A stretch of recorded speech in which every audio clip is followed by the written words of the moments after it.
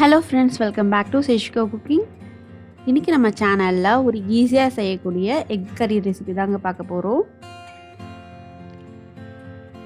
இதுக்கு நாம் கடாயில் தேங்காய் எண்ணெய் சேர்த்துக்கலாம்.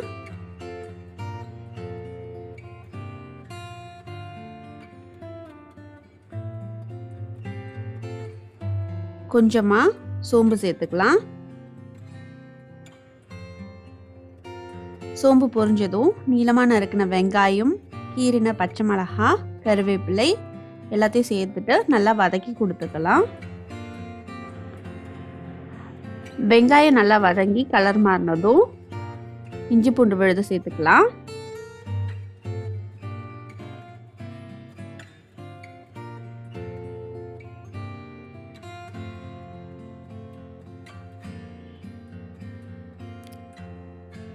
குழம்புக்கு தேவையான மசாலா சேர்த்துக்கலாம். மஞ்சள் தூள், மிளகுத்தூள், கரம் மசாலா,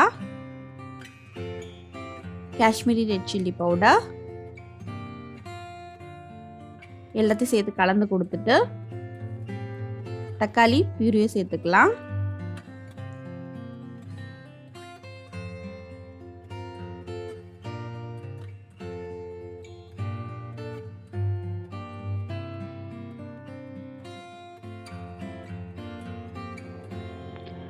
தக்காளி விழுது சேர்த்துட்டு கொஞ்சமாக இந்த மாதிரி கொதிச்சதும் தேவையான அளவு உப்பு சேர்த்துக்கலாம்.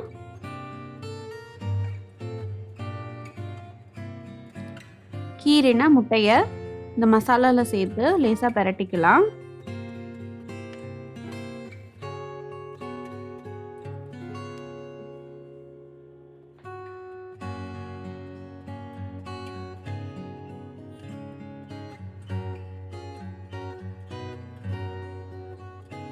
தேங்காய் பாலை கடைசியாக சேர்த்துக்கலாம்.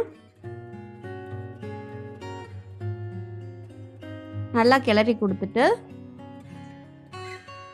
கொதி வந்ததும் நம்ம இறக்கிடலாம். தேங்காய் பால் சேர்த்ததுக்கப்புறமா ரொம்ப நேரம் கொதிக்க வைக்க வேண்டாம்.